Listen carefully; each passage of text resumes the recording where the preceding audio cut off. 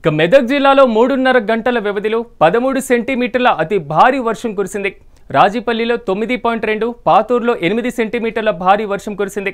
ఇక పట్టణంలో రోడ్లన్నీ చెరువులను తలపిస్తూ జలమయమయ్యాయి. దీంతో వాహనదారులు, ప్రయాణికులు తీవ్ర ఇబ్బందులు పడ్డారు. లోతట్టు ప్రాంతాల్లోకి భారీగా వరద నీరు చేరింది. మెదక్ పట్టణంలోని Gandhinagar colony, Sainagar colony, Venkatrao Nagar colony, Fateh Nahar కాలనీలు జలమయమయ్యాయి. ఇక పలు ఇళ్లలోకి, వ్యాపార సముదాయాల్లోకి వరద నీరు చేరింది. భారీ వర్షం కారణంగా పలు దుకాణ సముదాయాలు ముంచి ఉంచినటువంటి పరిస్థితి కనబడుతుంది. ఇక మెదక్లోని గర్ల్స్ కాలేజీని వరద నీరు ముంచెత్తడంతో మోకాళ్ల లోతు నీరు చేరాయి. దీంతో విద్యార్థులు, సిబ్బంది సహాయంతో బయటకు వచ్చారు.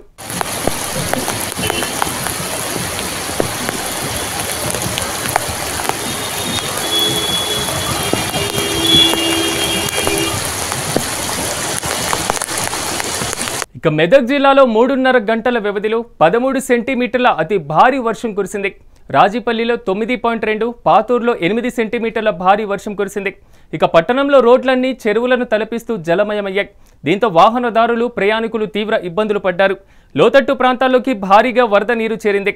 మెదక్ పట్టణంలోని Gandhinagar colony, Sainagar colony, Venkatrao Nagar colony, Fateh Nahar కాలనీలు జలమయమయ్యాయి. ఇక పలు ఇళ్లలోకి, వ్యాపార సముదాయాల్లోకి వరద నీరు చేరింది.